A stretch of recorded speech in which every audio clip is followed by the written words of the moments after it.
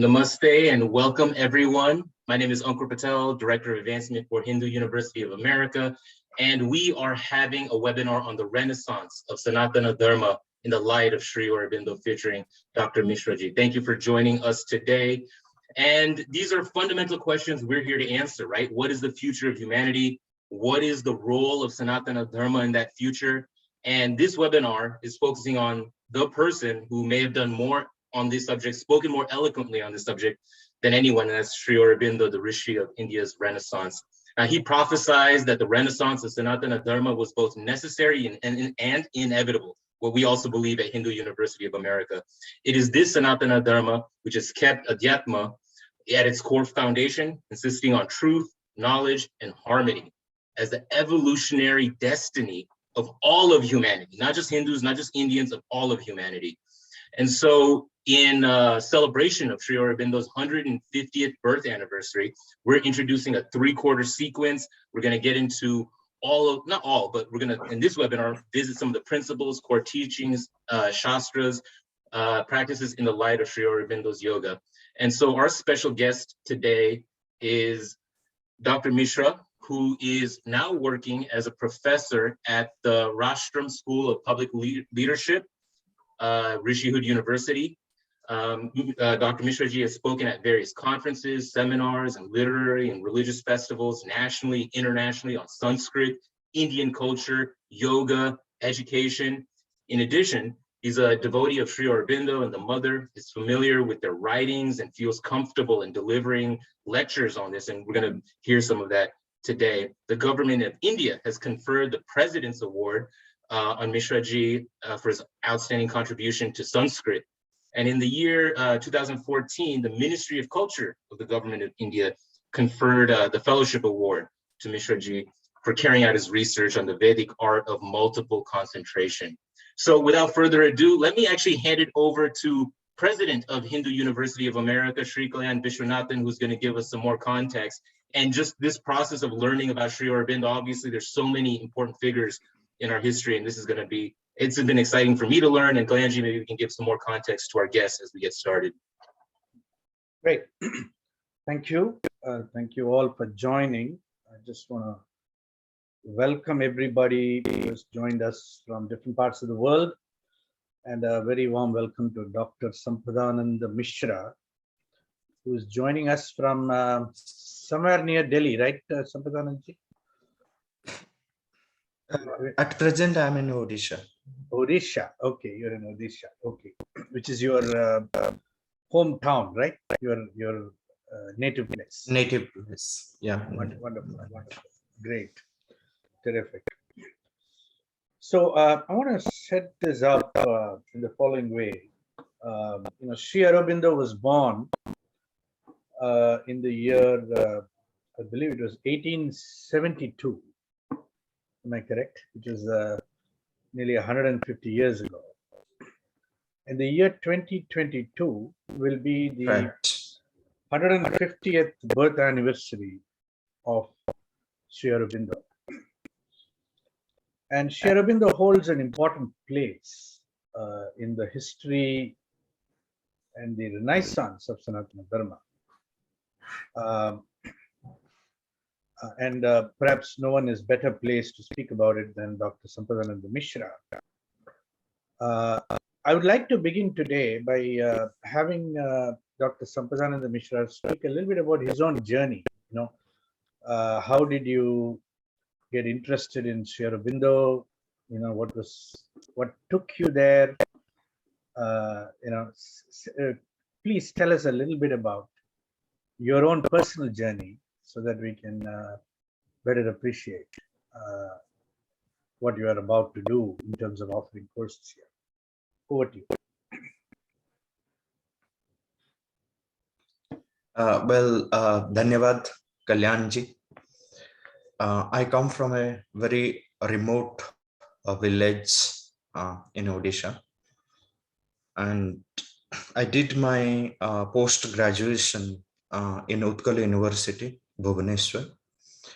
And while I was studying there, we had a professor. So he used to he's a devotee. And he used to take some classes on Sri Aurobindo, where he used to invite some of us. We went to his place every Friday evening and then sat with him and learned a little bit about Sri Aurobindo's writings, especially on Savitri, on synthesis of yoga. Although much of the things didn't make any sense because these writings looked very, very difficult for us.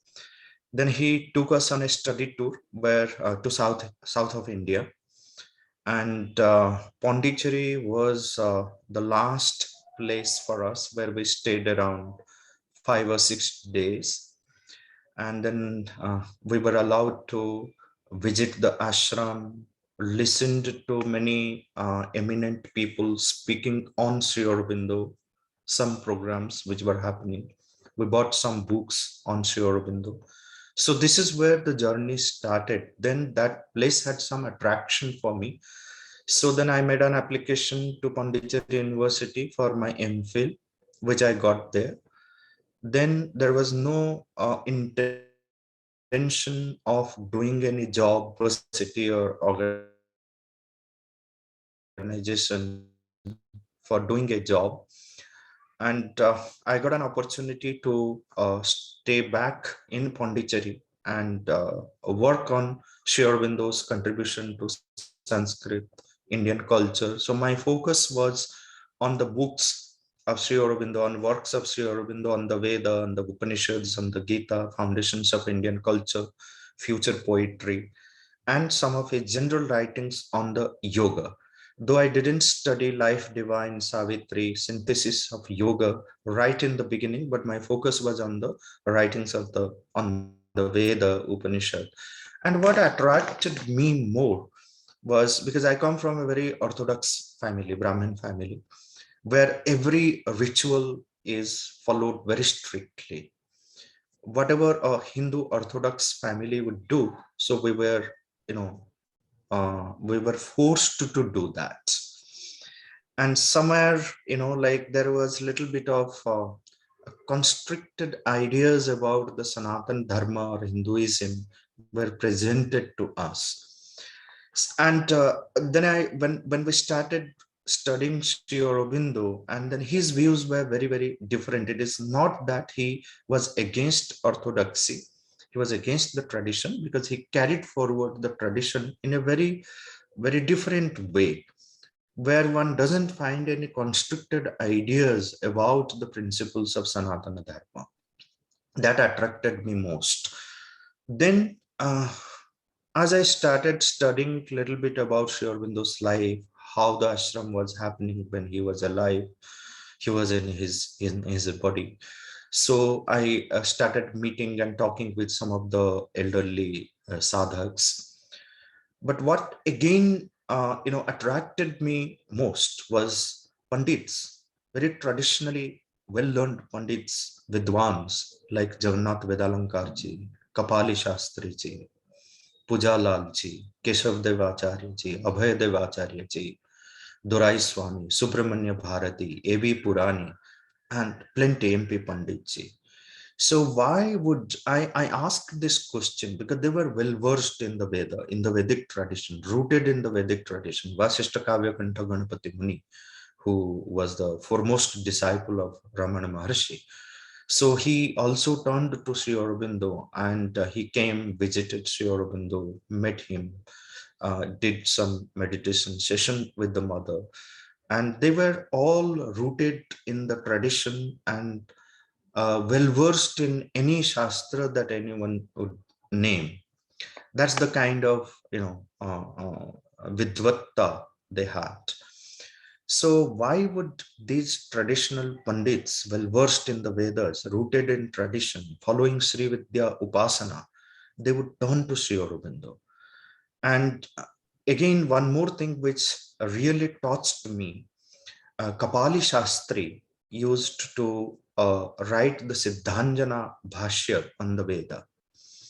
So after 1950, when Sri Aurobindo left his body, so he almost stopped writing his Bhashya. And one of the sadhaks, he asked Kapali Shastri that why have you stopped writing Siddhanjana?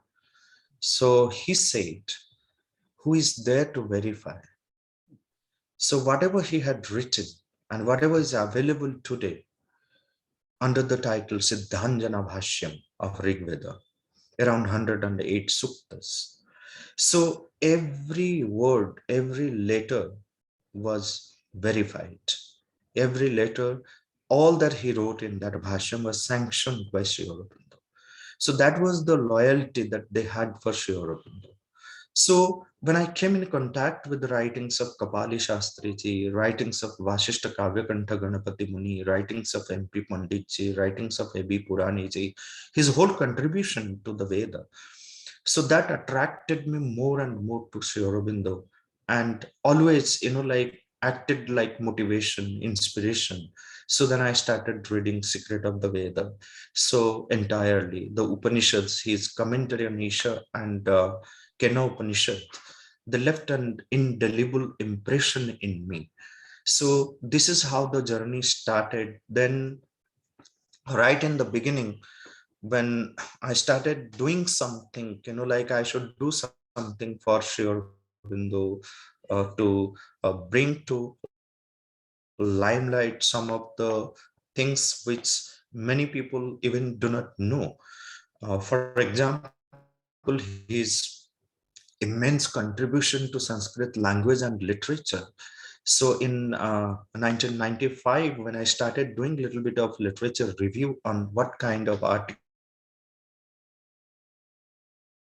what kind of Sanskrit and Indian languages and literature. So I could hardly find any writing except one Premananda Kumarji. So she had written some series of articles on Indian culture, but very shortly, very briefly, she would touch upon the language part, the philology part, because Sri Aurobindo's entire interpretation of the Veda, of the Gita, the Upanishads, they're based on the philology and the psychology. So they're combined together.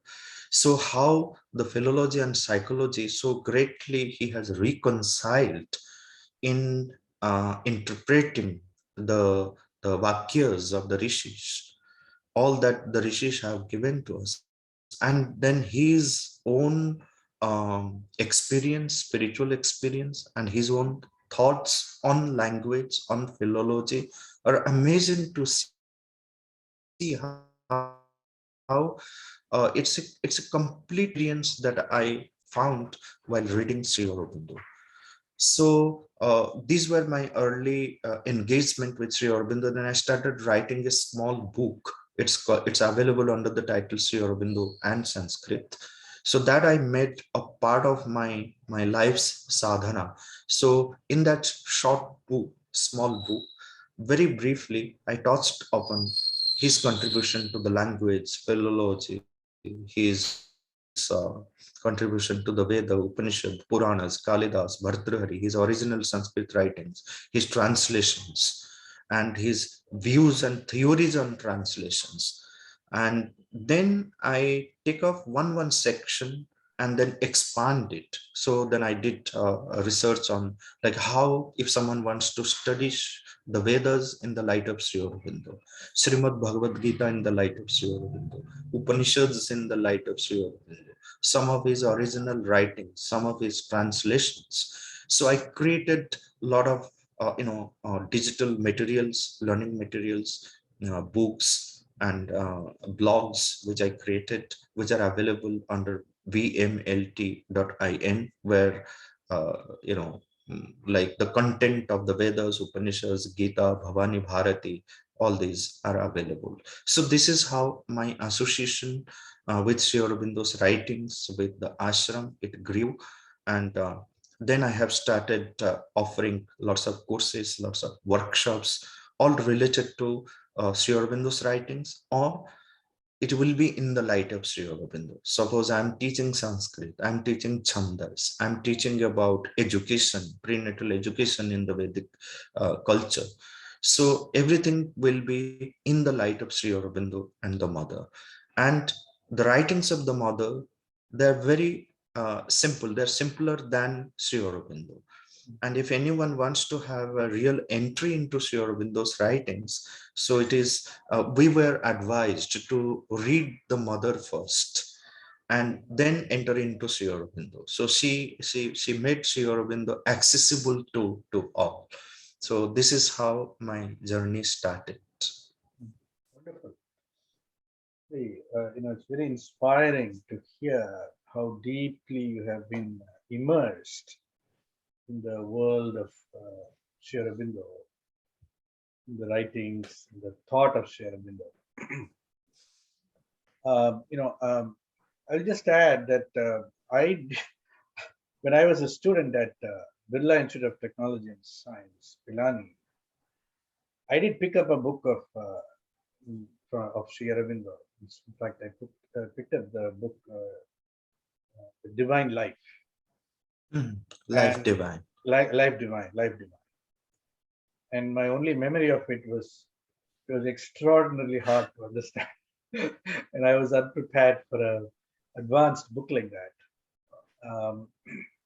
So I kind of gave up at that time, and then I came back to it much later in my life when things became a little bit more accessible. So, I want to move to another topic. Sampradāmṇi, before I go, one question.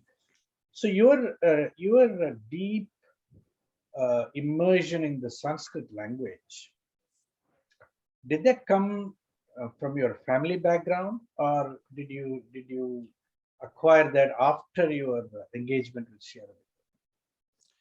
Yeah, see, my grandfather was the inspiration behind. I was mostly, like taken care of by my grandfather, who himself was a Pandit, very, very orthodox Pandit. He had deep entry into the Puranas and the Tantras.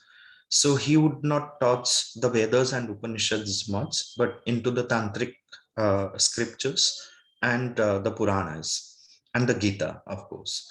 So he used to tell lots of stories, and then he used to take me to different mutts, different ashramas, different temples, and then he would teach me lots of shlokas. So that's how he instilled that love and passion. He created that passion in me for the language, and used to tell me always to feel the language, feel the purity of it. And so I opted for Sanskrit. And my grandfather had told me not even to join the normal schools and colleges where English education takes place. So he always inspired me to go for a traditional Sanskrit education, which didn't happen. But I joined the normal college and university. But at every level, I had Sanskrit as my career, like academic subject. So I did my post-graduation in Sanskrit and linguistics and grammar as specialization. I did my MPhil in Sanskrit. I did also my PhD. So when I joined Sri Aurobindo, so to tell you the truth, that we all had studied during our post-graduation MPhil, Kalidas, Bhartrihari, some of Puranas, some of the Upanishads, little bit of the Vedas, even the language. But after coming to Sri Aurobindo, what I felt that the true spirit of Kalidas, true spirit of Bhartrihari, true spirit of the Upanishads, the Vedas, that I could enter into after coming to Sri Aurobindo. Then I found my experience, my personal experience is like if anyone wants to understand all that is available in our tradition, in its true sense, in its deeper sense, so Sri Aurobindo is a great help. And if anyone wants to understand Sri Aurobindo deeply, so the Vedas, Upanishads, the Darshanas, Kalidas, Bhartrihari, they are also needed in order to get into the spirit of Sri Aurobindo's writings. So it is all supplementing and complementing to each other. So, like the tradition remains unexplored, unmanifest without Sri Aurobindo. That's what I felt after going through the writings of Sri Aurobindo. And sometimes Sri Aurobindo remains unmanifest if the Vedas and Upanishads and Ramayana, Mahabharata. So that was my experience and is my experience while going through Sri Aurobindo. Wonderful. Great. Excellent. And So it helped me immensely to go deep into Sri Aurobindo's writings and the compositions or the mantras or the writings of Kalidas and Bhartrihari and the Vedas, the way Sri Aurobindo explains each and every word of the Veda, each and every word of the Gita by going back to the root sound, getting into the root experiences. That's a new insight which I got from Sri Aurobindo. right. And then I continue with that Shabda Sadhana, where I contemplate on the words and then try to get into the spirit of the word, touch the core vibration of the sound of the word, and let the meaning reveal to me. It's like Tanum Vivrunute Swam. When we open ourselves, offer ourselves to the word, to Vagdevi. So she opens herself up to the sadhak. So it is a tremendous experience, I would say, and the sadhana continues. Wonderful. Great. Now let's turn our attention to a different topic. The topic of the Renaissance of Sanatana Dharma. Renaissance is in the rejuvenation. I will say this, that after nearly 1,000 years of invasions and colonization, uh, it was not certain, and even after independence of India, the outlook, the worldview, the context of the political dispensation in India was not in favor of the Renaissance of Sanatana. In fact, they went in the opposite direction in imagining a post-Hindu India. I would almost say, there was a strong sense that Hinduism or Sanatana Dharma belonged to India's past or humanity's past. And while that can be celebrated for its own value and its contributions in the past, it had no role to play in the future of Bharat, or for the matter of the world. Okay. But that was a sentiment, and it has been for a long time within India, with very, very adverse consequences for the Hindu world. Now, in that context of 1,000-year eclipsing of Sanatana Dharma, Sri Aurobindo made certain prophecies about Renaissance. He said it was not only necessary, but it was also inevitable, and so on. Now, let me ask you, Sampradāmṇi, is there, in your view, a Renaissance of Sanatana Dharma? Is it happening? Or is it too early to tell? What is your view of this? Yeah, Renaissance, not in a sense how it happened in the European countries, but if we look at Sanatana Dharma, is a constant unfoldment of something which lies deep within every one of us. So if it believes, actually it is not even a belief, it is the experience, it is the realization of the rishis, that creation is not something static. Sanatana Dharma is not static. It is a constant flow, constant unfoldment of the supreme energy. So it keeps renewing itself every time. That is why the very essential sound from which the whole creation comes has the most beautiful name, Pranava. Pranava. That means it's ever new. It renews itself every time. every moment, and then brings out something new of the Supreme. So that's the core of the realizations of the rishis. So we see two different types of mindset. One mindset is that everything that belongs to the past has no relevance to the present, and there is no question of using that past for the future, for building the future. We see another, extreme kind of, mindset, which believes that it is only the past that we need to cling to. So it doesn't have that openness for anything new. And Kalidas summarizes it very beautifully, saying that Purana mityeva na sadhu sarvam, nachapi kavyam navamityavadyam. So it is neither the old which is gold, nor the new which is altogether to be rejected, or the old needs to be rejected, or old is gold. Santah pariksha anyatarad bhajante. Mudha parapratyaya neya buddhi.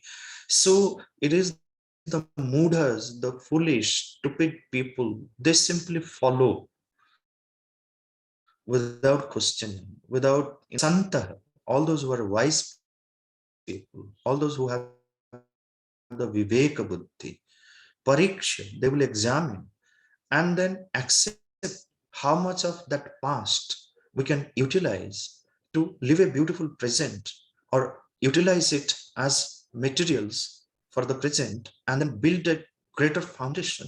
So Sri Aurobindo, this is where the beauty of Sri Aurobindo lies, that he is, I always feel while reading Sri Aurobindo, like he is neither Puratana nor Nutana.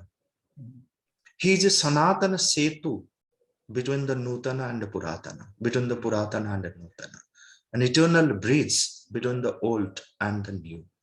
How beautifully he connects the past and the future. He says that the nation which had a glorious past, if the people of that nation remain, satisfied with that glorious past, so that nation will not grow. So how we are going to connect with the past and use the past as the foundation? Past should not be completely rejected.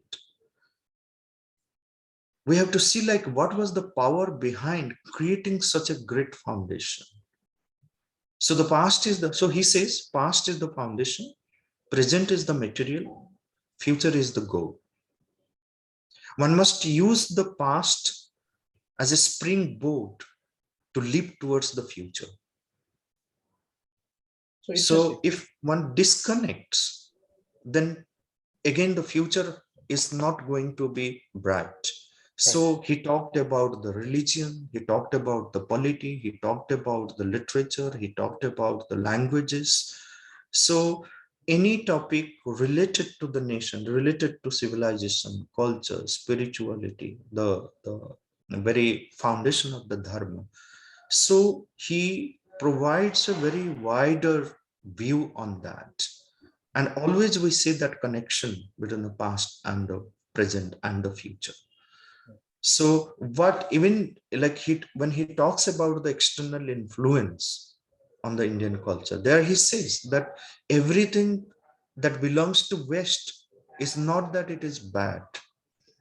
Santah pariksha, that one has to examine what is best there, and then what can be assimilated into our own culture, our own tradition, assimilated.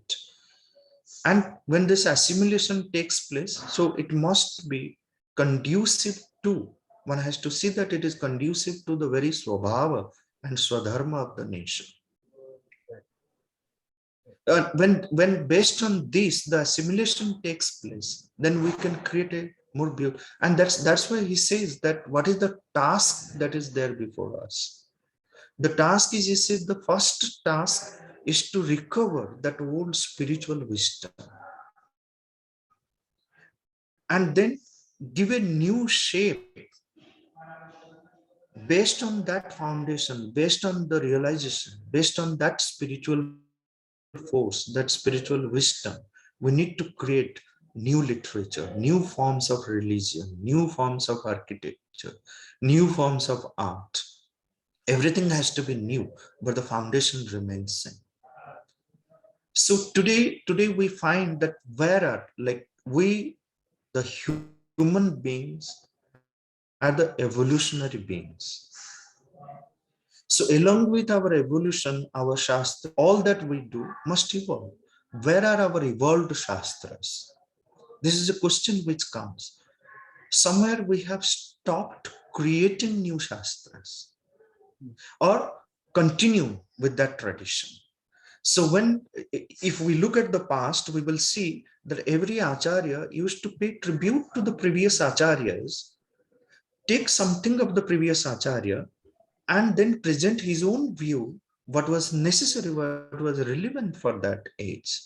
What happened to that tradition of continuing with the Shastras? And this is what we find in Sri Aurobindo, how beautifully he has made the Shastras evolve. When we read the Gita in the light of Sri Aurobindo, it's a very different experience. When we read the Upanishads in the light of Sri Aurobindo, it's a very different experience. When we read Kalidas, Bhartruhari, when we read something about the language, it's a very different experience because he carries forward that satatya, that continuity. That is where the parampara means there has to be the satatya, the continuity. When we say the jnana parampara, so if that continuity is not there, then it's not a parampara. And one finds that satatya, that continuity, in a very deeper sense in the writings of Sri Aurobindo. And we see that this renaissance has taken place. So for example, like if we contemplate on the spiritual history of Bharat, we look at different ages, like the contribution of the Vedic seers and sages who possessed a symbolic mentality. Then that symbolic mentality was again becoming a barrier, the language, the realizations of the rishis.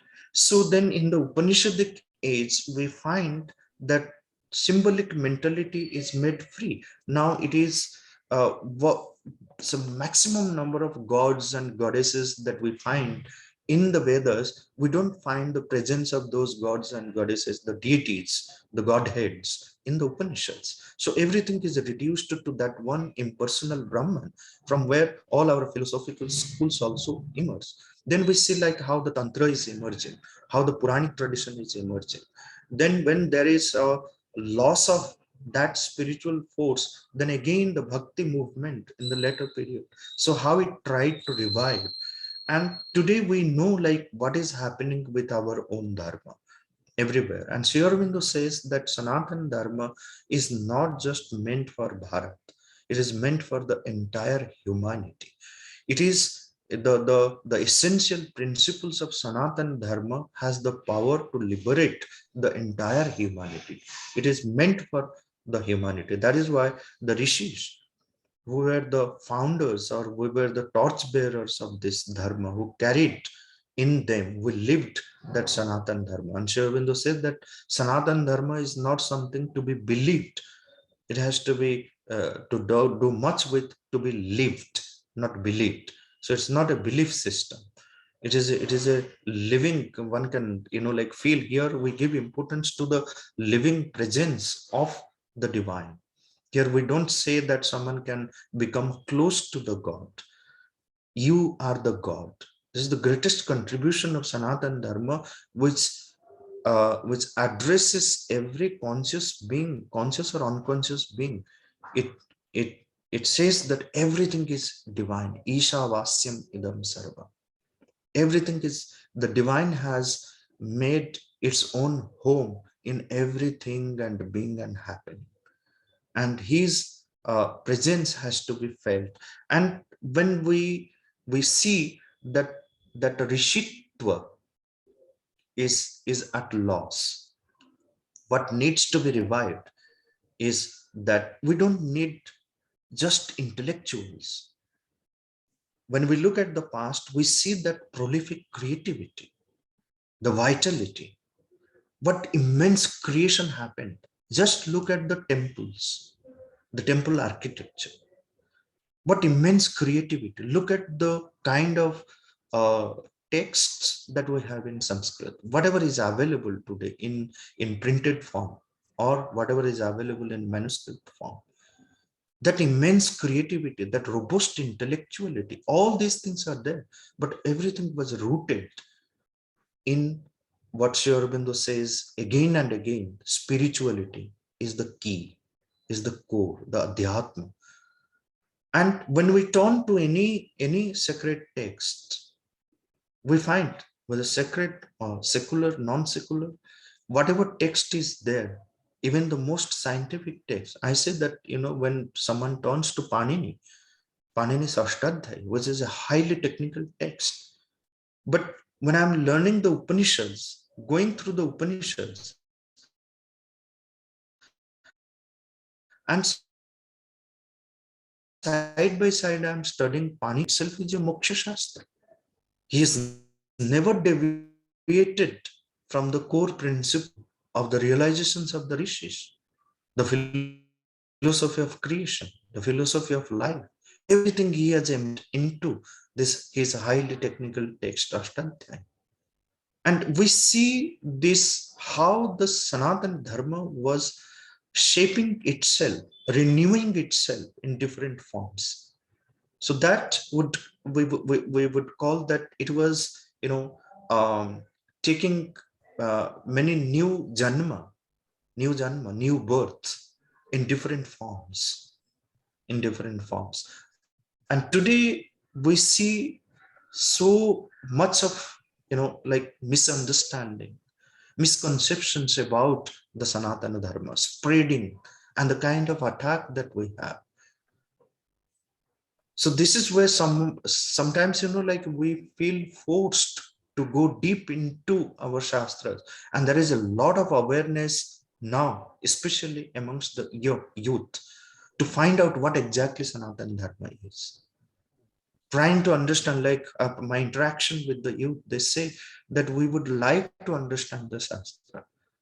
Anyone whom I am teaching Sanskrit. So if you ask, why do you take interest in such classes? Why do you want to learn Sanskrit? No, we want to go deep into our Shastras. We want to understand. We don't want any translation. This awareness is growing. So we would call that again, like it's taking a new shape. It is manifesting in a new, different form. There is a pressure. There is a lot of pressure from that higher consciousness which is manifesting on this, the new consciousness which is manifesting on the earth. And Sri Aurobindo was aware of it.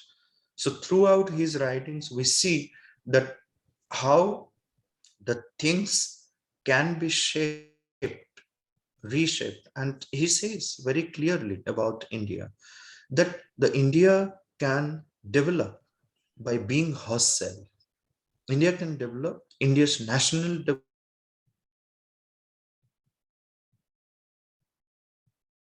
development depends much on how India becomes, like how much India lives that core adhyatma. What is the core to, what is the very soul of this land, the adhyatma.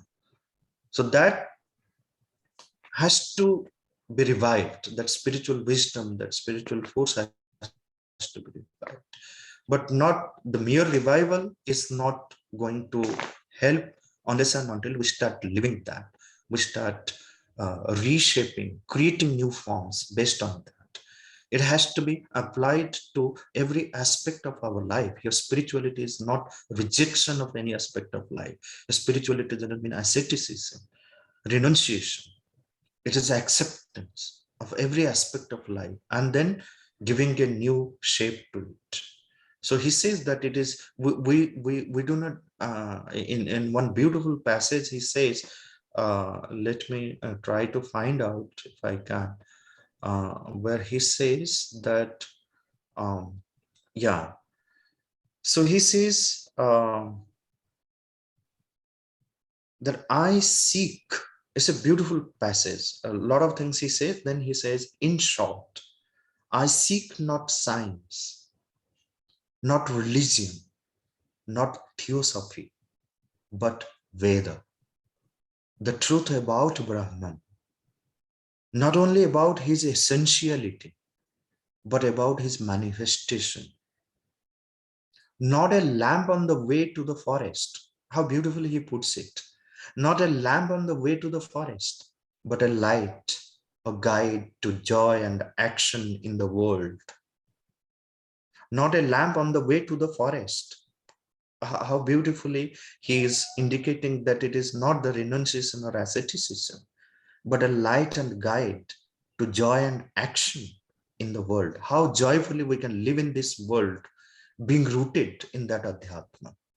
The truth which is beyond opinion, the knowledge which all thought strives after. Yasmin vijñāte sarvam vijñātam bhavati. Then he says, I believe that Veda to be the foundation of Sanatana Dharma. I believe it to be the concealed divinity within Hinduism. But a veil has to be drawn aside. A curtain has to be lifted. I believe it to be knowable and discoverable. I believe the future of India and the world to depend on its discovery and on its application, not to the renunciation of life, but to life in the world and among men. How beautifully he summarizes his whole view on Sanatana Dharma, and then what relevance it has today to our life, and then how reliving this Sanatana Dharma in our life, making it an integral part of our life and living the truth behind it can help not just the development of this nation, the progress of this nation, but the progress of the entire humanity. Very good. So, Sampradāmṇi, in the interest of So time. we see this renaissance taking place in stages in different ways. Yeah, sure. Yeah, sorry. So, we're approaching the top of the hour. I wanted to kind of gently redirect it towards your course sequence. You are teaching, you're embarking on a 3-quarter course sequence titled The Renaissance of Sanatana Dharma in the Light of Sri Aurobindo. Can you share a little bit about the importance of these courses, the value that people will get out of participating in these courses, and what your vision is for the sequence? Okay. So in this course, so what we are, the whole plan is to introduce, uh, very briefly,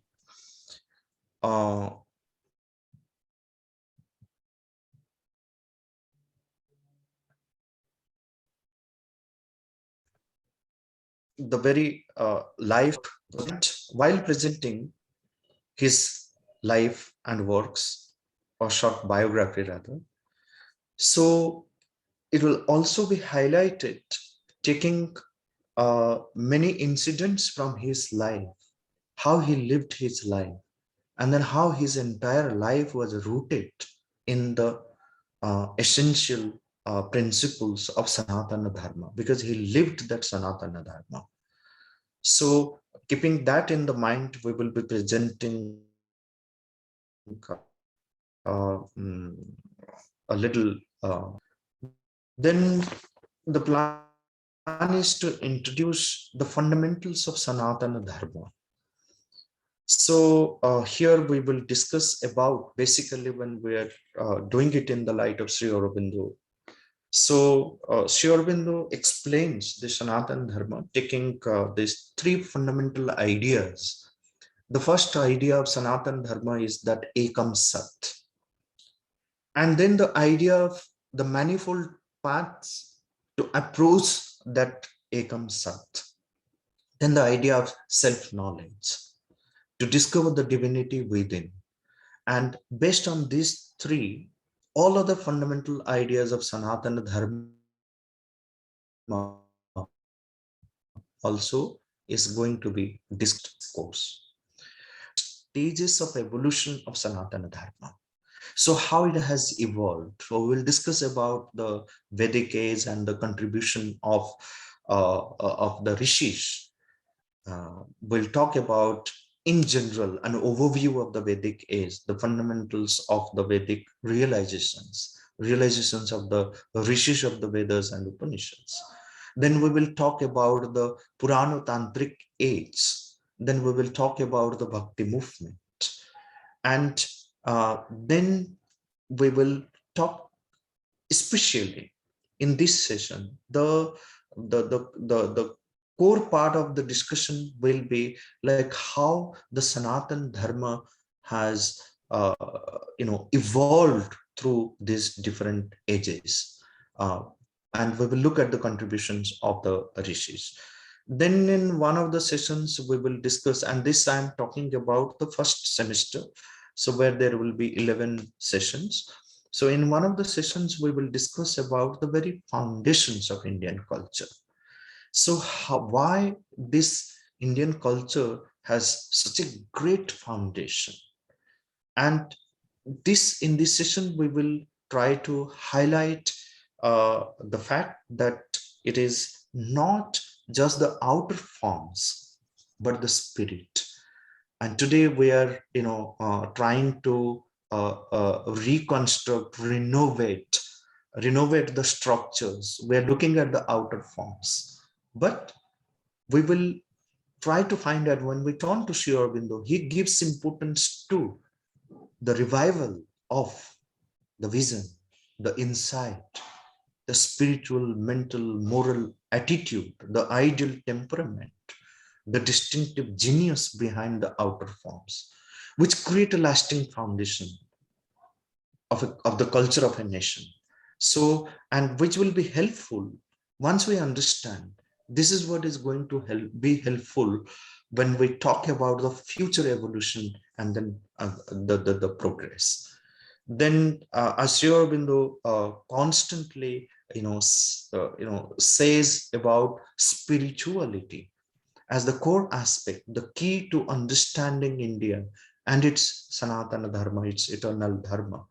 So this is the master key which opens the Indian mind in its pursuit of knowledge and truth through many different doors. So and this again, we will focus on the fundamentals of this higher power, the spirituality, the power of Adhyatma, which is the basis of all that the seers and the sages of this land they aspired and they accomplished.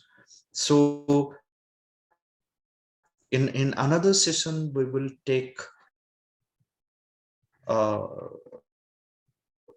of the topic, the sacred dharma. We will be discussing, it will be an overview, a very brief introduction to the Vedas, to the Upanishads, to Gita, to Ramayana, to Mahabharata, and some of the philosophical and dharmic texts. And we will look at them, what kind of guidelines that we take from Sri Aurobindo in order to approach this sacred text. And later in the second semester or third semester, we will be taking up in detail the topics on the Vedas, Upanishads, Gita, Ramayana, and Mahabharata. But in the first semester, it will be just an introduction, so then we know how to approach this.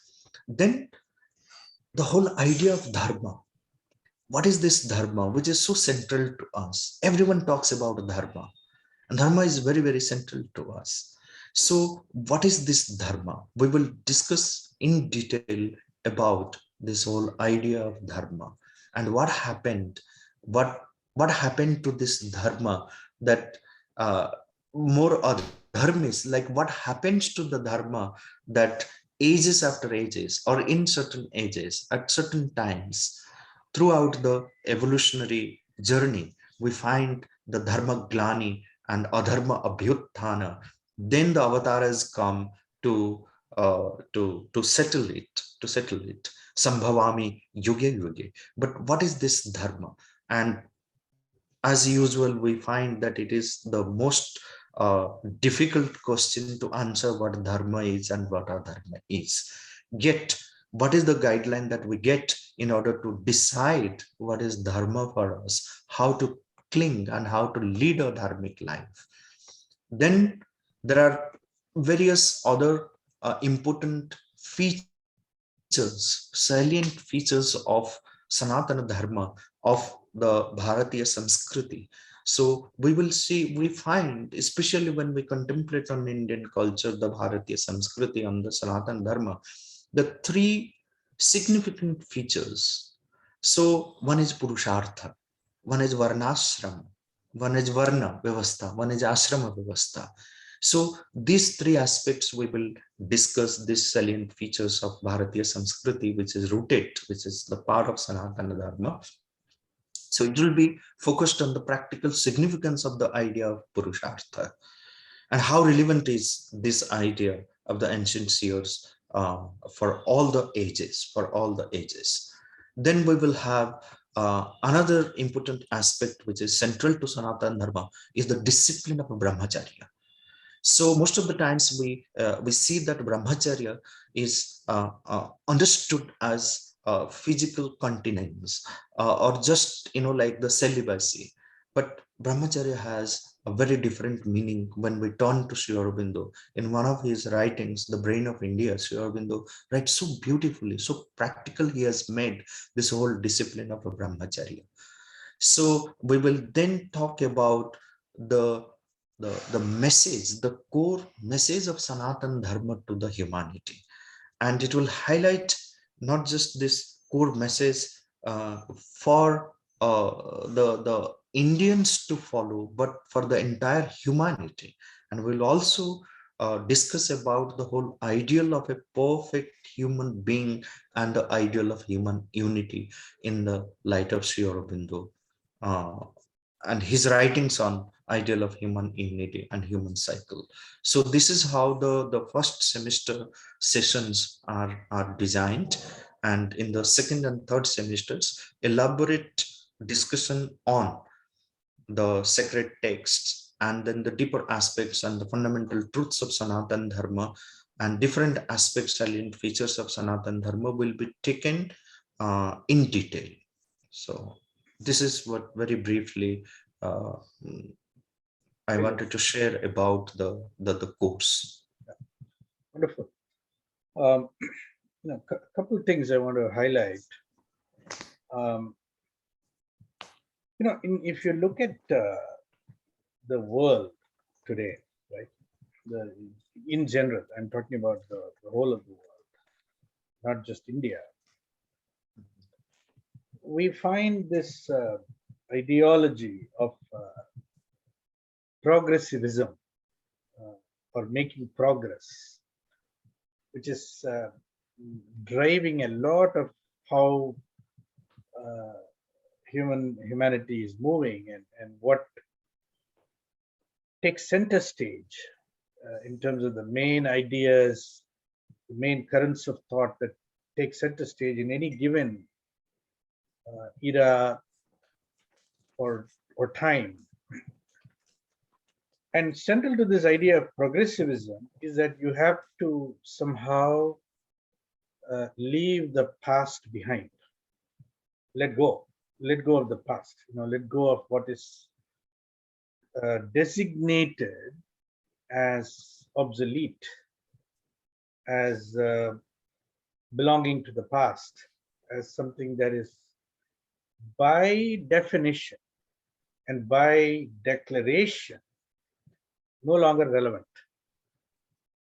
right? And when Sri Aurobindo is talking about opening the curtain, progressivism as an ideology keeps drawing the curtain close again and again, era after era, generation after generation. Right? So you have this one.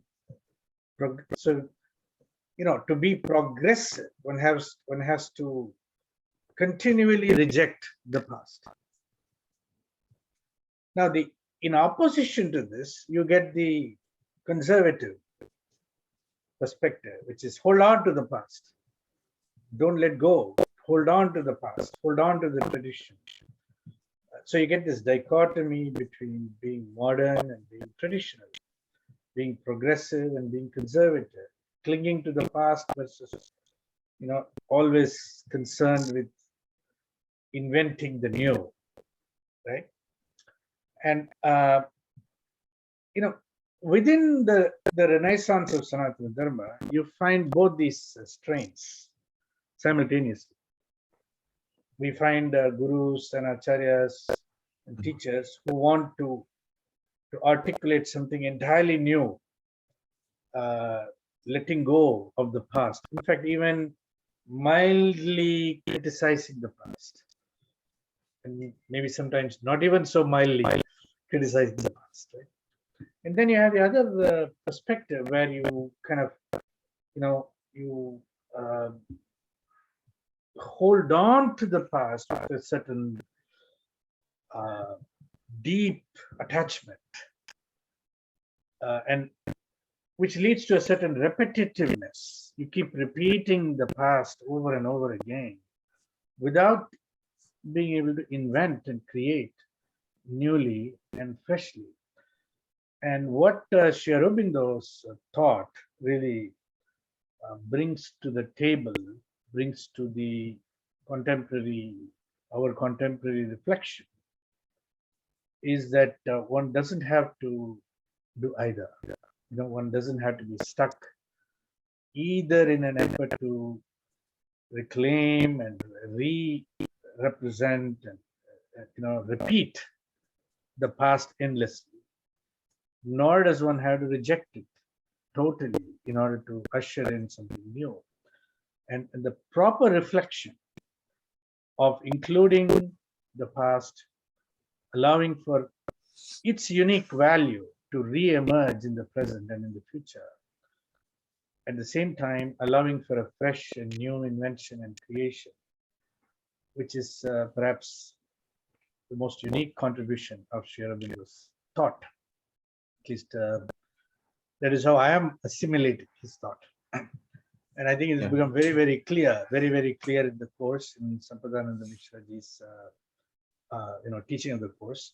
I would like to take a minute here and ask Ankur to share a little bit about the poll and invite people to register. So then we'll take some questions from the audience. In the meantime, put your questions in the Q&A box, okay? Ankur, over to you. Yeah, so the question is, are you interested in enrolling in this course? I hope you are. Yes, no, maybe you have questions. We'll do that follow-up. I dropped a little bit earlier. I'll drop it in the chat again, the link to register. And I'm glad to say we have a $100 discount until December 13th. So this course, this first out of 3, will cost you $200 to enroll. We have ongoing scholarships for Greater Bharat, for Girmitya countries. Look into that as well. But you can click the link and read about the details. If you have questions, please ask now. Now's the time. But the course is going to be 9 p.m. Eastern on Wednesdays, every Wednesday, starting January 12th. And we have the whole learning management system. The recording of the courses will be available if you miss it. You want to be a part of the course and have that interactive conversation, but if you miss it, the recordings will be available, readings will be accessible. You'll get your own @hua.edu email address. Please, if you haven't enrolled in a course at Hindu University of America, this might be the one for you. Please join what we're building and be a part of this renaissance of Sanatana Dharma that we're all a part of, and take that next step. So please click the link, register, fill out the poll. Back to you, Kalyanji. Okay, so let's pick up one question that's in the Q&A box, and I encourage everybody to put their questions in the Q&A box. See, here's a question from Ishwar. I see a lot of Sri Swami Vivekananda's utterances and insights upheld by Sri Aurobindo. Would there be any discussion in this course on the continuity of thought between Swami Vivekananda and Sri Aurobindo? That's the question. Yes, it is going to be. Okay, so that's a simple answer. There will be some discussion on that. Yes. Another question, how much of the mother's work might you be bringing to the course? A lot, because as the mother herself says, without me, he is on manifest. Uh, no, without him, I do not exist, and without him, without him, I do not exist, and without me, he is on manifest. So, without talking about, not bringing the mother's writings into while teaching Sri Aurobindo, then we are just, missing out some of the important things. So, definitely, mother's writings also is a part of it. So another question, should the courses be taken in the sequence in which they are offered, or can they be taken out of order?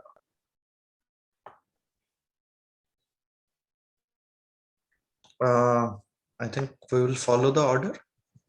Yeah, okay. The order, following the order is better. The Yeah. question is the webinar primary an introduction to the course? Well, this webinar is an introduction to a collection of ideas. It's an introduction to a new faculty who's joining the HUA family. It's an introduction to a course sequence. It is an introduction to Aurobindo's thought. So there's all of it in this webinar going on simultaneously. How much familiarity must students have with the Hindu texts and or Sanskrit? Is Sanskrit knowledge a requirement? Yeah, if they have, it is good. If they don't have also, they need not worry about it, because it's going to be very introductory course. So this part will be taken care of. This part will be taken care of. One need not worry about, I do not have familiarity with the Hindu text. I do not have familiarity with Sanskrit. So is it going to be helpful or not? So it is going to be helpful, even though you do not have familiarity with the language, with the text. So that part will be well taken care of. I will be explaining each and every word wherever you do not understand, and wherever Sanskrit words come in a very simple manner, it will be explained to all the participants, all the students. Sanskrit knowledge is not a requirement for this course. Right. So rather, lot of Sanskrit learning will be happening, and definitely a lot of Sanskrit learning will be happening through this course. Right. So in other words, as you go through the course, you start to expand your Sanskrit vocabulary. Pick up the critical words that actually constitute the foundations, the cosmology of Sanatana Dharma, and that's always useful. In whatever manner you pick up those words. However, whether by a deep understanding of Sanskrit or just pick up a basic vocabulary on the of Sanatana Dharma, that's a very good thing at all times. So who is giving the course? Well, Dr. Sampradāmṇi Mishra is the one who is going to be teaching the course. Okay, so you have to be comfortable with him, obviously. The fee structure is that the course is priced at $300, but if you register today or tomorrow, or latest by Monday evening, you can register for $200, which is $100 off the price of the course, only for the next 3 days. Let's see. What texts will we be reading specifically? So I'm assuming. Once the register, I think they will be given the course structure and the suggested readings. So that time it will be clear. There is no particular text that is designed for this, but we will have a lot of reading materials which will be used for this course. Okay, wonderful. All right. So there are 3 quarters. The first of the 3-course sequence will start in the month of January, middle of January, and the $300 is for one course for one quarter. And there'll be 2 further quarters in spring and summer. So the entire program of study, if you will, which is a deep immersion into Sri Aurobindo's thought and his particular way of expounding and unfolding Sanatana Dharma, which is what we'll be getting into in these 3 courses.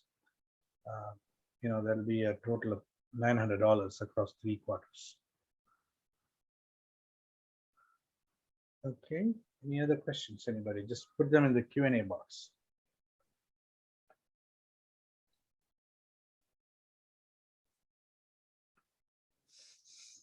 A quarter, no, please.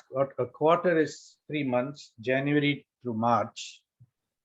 We'll start in the middle of January and end towards the 3rd week of March. And then the next quarter begins from the 2nd week of April and goes to the 3rd week of June. And then the next quarter will start at the 2nd week of July and go through the 3rd week of September. So that's how the 3 quarters will be organized. And they are consistent year after year. So we are going to fall into the same pattern, actually. Okay, I think we're not getting any more questions. So I'd like to complete the webinar today. Ankur, can you kindly put the registration link one more time? And Sampradāmṇi, thank you so much for joining us today for the webinar. I know it is late for you. It is well past 11:30 p.m. in India. So we want to give you back your night. Thanks so much for joining us. Thank you. Thank you. Shubhratri to everyone. Namaskar, everybody. Namaste. Namaste. Bye-bye. Namaste.